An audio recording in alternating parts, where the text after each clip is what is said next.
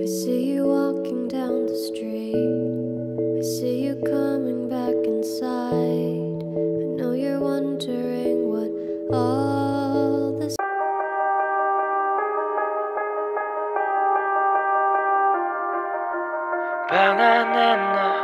D'autres hypothèses, le comportement qu'on a vu tout à l'heure de petit couinement, ça pourrait être tout simplement une réponse à un pic d'adrénaline, ça pourrait être une vocalisation de la frustration, ou bien ça pourrait être encore tout simplement une anticipation de la capture.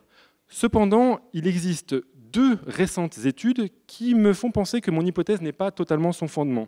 La première la première étude, c'est Viviane de Syllabus qui nous en parlait dans une de ses vidéos et qui révélait que les chats sont capables, lorsqu'ils veulent solliciter leur maître, d'intégrer à l'intérieur de leur ronronnement des composantes aiguës qui correspondent pile poil à l'intervalle de fréquence du cri d'un bébé humain. On va entendre ça. On va entendre ça, s'il vous plaît. Sinon... Ça, c'est un ronronnement normal. Vous entendez le... C'est chiant, hein. Voilà, donc en fait, on s'est aperçu que ce ronronnement spécial, c'est particulièrement efficace pour attirer l'attention de leur maître. C'est vraiment génial comme manipulation. Cette deuxième étude a étudié un comportement de mimétisme agressif chez d'autres espèces de félidés. Et c'est une équipe brésilienne notamment qui a observé que chez les marguets, un petit félin amazonien qu'on peut voir ici, on a observé une imitation du tamarin bicolore afin que ceux-ci se présentent près du sol pour être plus facilement attaqués. Et interrogés, les populations locales ont même affirmé avoir déjà assisté à de tels comportements de mimétisme agressif chez d'autres espèces comme le puma, le jaguar ou l'oslo.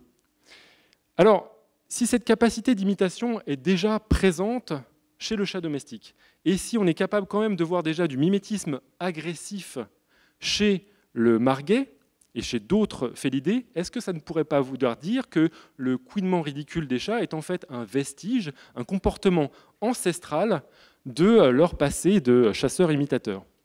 Alors, on est entre scientifiques, là, on ne devrait pas s'arrêter là. Normalement, on devrait aller un tout petit peu plus loin, essayer de tester nos hypothèses, mais comme on m'a annoncé que j'avais que 15 minutes et que c'est un petit peu short pour pondre une thèse, on va passer directement à ma deuxième hypothèse. La présentation anale est un caractère néoténique destiné à l'amélioration du microbiome des chats. On va décomposer, hein, je vous rassure.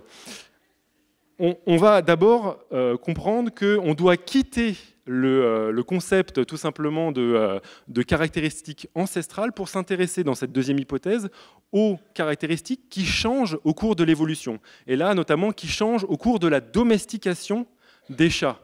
Et en fait, ce qui arrive, c'est que lors de la domestication, la plupart des caractéristiques qui changent, généralement empruntent le mécanisme de la néoténie. Alors la néoténie, qu'est-ce que c'est? C'est une forme particulière de l'hétérochronisme, qui est un ralentissement ou l'absence d'acquisition de caractéristiques adultes chez une espèce. Ça veut dire que cette espèce conserve des caractéristiques à l'état larvaire ou juvénile. Ça peut être des caractéristiques morphologiques, comme on peut le voir par exemple chez l'axolotl.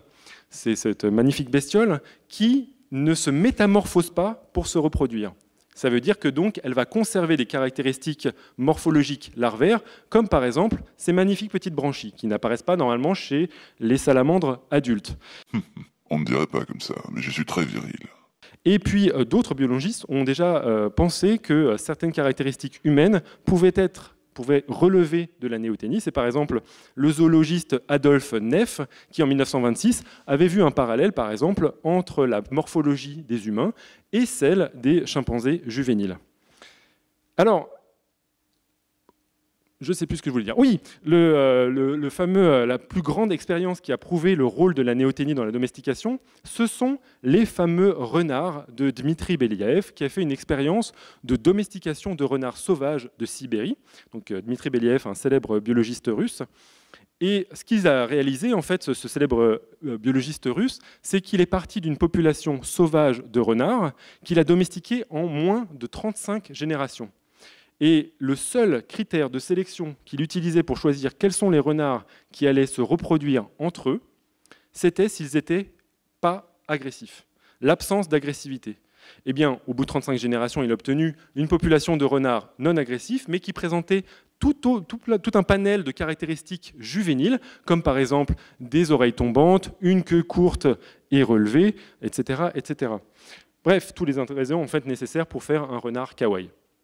Alors, ce qui est intéressant dans cette expérience, c'est que c'est très très facile de voir les caractéristiques néoténiques. On les voit parce que tout simplement, on a documenté la transformation de renards sauvages à renards domestiqués. Mais on a vu l'évolution en train de se réaliser. Mais quand on doit caractériser des compétences néoténiques chez d'autres espèces et qu'on n'a pas fait ce genre d'expérience, c'est beaucoup plus ardu. Et ce n'est pas ça qui a empêché de trouver énormément d'hypothèses de comportements néoténiques chez les chats. Par exemple, premier exemple de comportement néoténique supposé chez les chats, est-ce que vous saviez que avec les chats, on peut les désactiver en leur pinçant le cou? Donc voilà, vous mettez une pince sur le cou d'un chat, bam, vous avez un chat désactivé. Donc c'est plutôt pratique, hein.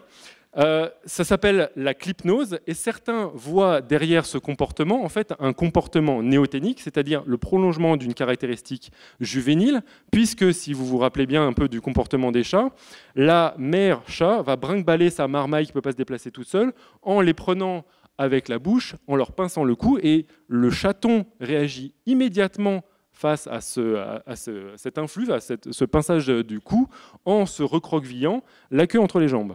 Alors, donc ça c'est bien, ça pourrait être un comportement néoténique et on observerait la même chose chez les chats adultes. Cependant, il y a des informations conflictuelles avec cette interprétation. Par exemple, vous faites la même chose sur le chat mais vous ne visez pas le cou, vous visez partout ailleurs, ça marche quand même.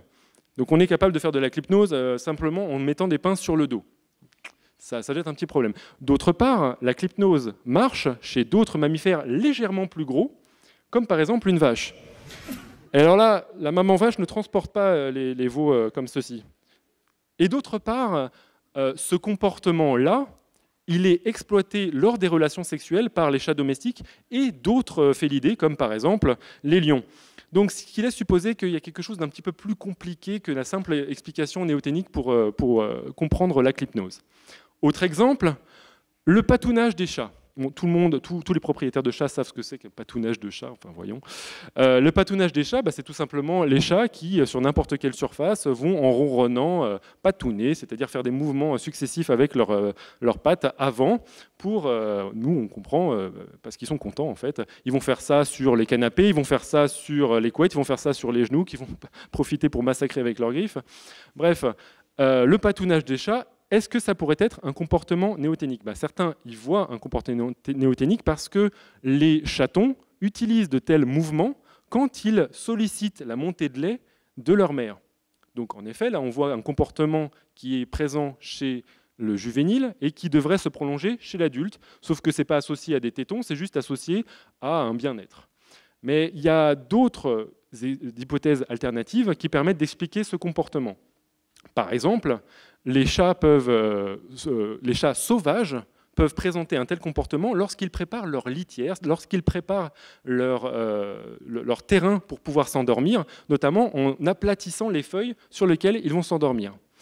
Autre comportement qui pourrait expliquer cela, en fait, les coussinets avant, des pattes avant des chats domestiques sont bardés de glandes à phéromones. Donc au lieu de solliciter la montée de lait, en fait, le chat est simplement en train de marquer son territoire. Et d'ailleurs, autre fait marquant, il n'y a pas que les chats domestiques qui patounent, les lions patounent aussi. Donc ça jette encore un tout petit peu d'ambiguïté sur l'interprétation de ce comportement comme un comportement néoténique au moment de la domestication des chats domestiques. Du coup, vu que tout le monde se met à mettre des hypothèses de néoténie, etc., moi je choisis de mettre la mienne, il n'y a pas de raison. Donc je mets la présentation anale. Qu'est-ce que ça veut dire? Tout simplement, j'essaie d'expliquer un comportement que mon chat fait souvent. Pourquoi? Mais pourquoi me présente-t-il si fièrement son anus? Alors, En quoi, moi, j'ai trouvé un lien avec un comportement néoténique? Attention, là, on va mettre de côté le côté kawaii, parce que tout n'est pas mignon dans le chaton. Sachant que les chatons réalisent une présentation anale face à leur mère. Pourquoi? Pour stimuler la défécation, parce que la mère va lécher l'anus du chaton pour stimuler la défécation, ou bien pour nettoyer l'anus juste après la défécation. Donc, si on suit ma logique, et que c'est un comportement néoténique, et que notre chat adulte nous présente son anus, quel est le message qu'il essaye de nous faire passer? Lèche-moi l'anus. Vous voulez des hypothèses alternatives. Je sens que vous voulez des hypothèses alternatives. Bah, bien sûr, il y en a. Vous inquiétez pas. Ça peut être tout simplement une sollicitation pour une relation sexuelle. ou bien, bon, si on trouve, il y a aussi le fait que l'anus est bardé de glandes à phéromones, et donc tout simplement, on est en train de se reconnaître entre copains. Il nous invite à nous faire un give me five, sauf que chez les chats, c'est renifle-moi le fion. C'est pareil, finalement. Donc, là, on a compris pourquoi c'était un comportement néoténique, mais j'ai laissé une autre partie de mon hypothèse, parce que, en fait, mon imagination scatologique n'a pas de limite. Parce que moi, quand mon chat me présente son anus, je ne m'arrête pas juste à trouver une hypothèse néoténique, je pense à une vidéo qui m'a un tout petit peu choqué, que je vous présente tout de suite, de cet éléphanteau qui va goûter le contenu rectal de sa mère. Et alors, cette magnifique vidéo, c'est en boucle, c'est un gif animé, c'est ça qui est merveilleux. Donc, et je vais rester longtemps sur cette diapositive. Donc, l'hypothèse derrière ça, c'est que, en fait, ce comportement chez l'éléphanteau, il est absolument pas aberrant. C'est quelque chose